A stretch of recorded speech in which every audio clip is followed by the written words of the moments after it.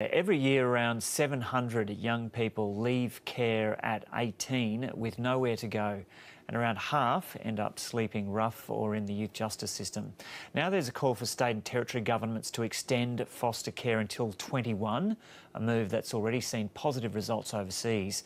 CEO of the Foster Care Association of Victoria, Katie Hooper, is advocating for the increase in age, and 21-year-old Dylan Langley spent much of his early youth in care. He says it would have made transition into adulthood much easier if he'd had those extra years of support.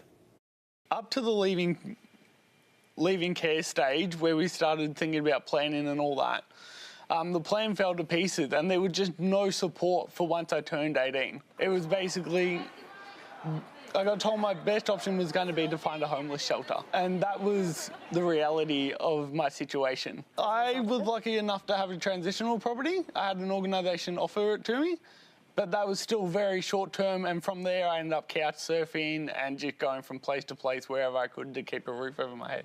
I think all children need support, and I think all children need support post-18. So why are our kids any different? These 700 children that are leaving care, they need to know where they're going to go. We can't have stories like Dylan where, you know, little people don't know where they're going. I think they're tricky years. They're adults, they're young adults then. And it's really different to being at school, and there's different things that they need to be supported to do. So they're looking then at education, looking at banking, looking at housing. So those are the years, a real transition year. And your point around why 21, why not 25? But at the moment where, you know, the minimum would be 21.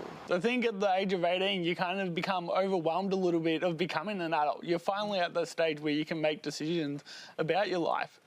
But for a young person in care, you're shrouded by this big cloud of where am I going to be living? Instead of being able to celebrate being an adult and having that support to mould your way from becoming a teenager into a mature adult, you're just overwhelmed with what am I going to do? Where am I going to go? It's been tough. Like, it's been difficult to get from there to where I am now, but I'm doing all right now. Like, I'm employed, I'm living in an apartment through private rentals. So yeah, everything's going well, but it's just been a nightmare to try and get there. And some young people aren't fortunate enough to actually get there. With an election this year in Victoria, we really hope that both parties, all parties, make this a commitment over the next few months. And New South Wales as well, they've got to make a change. So we want all states, we want it across Victoria, that we're supporting our young people to 21.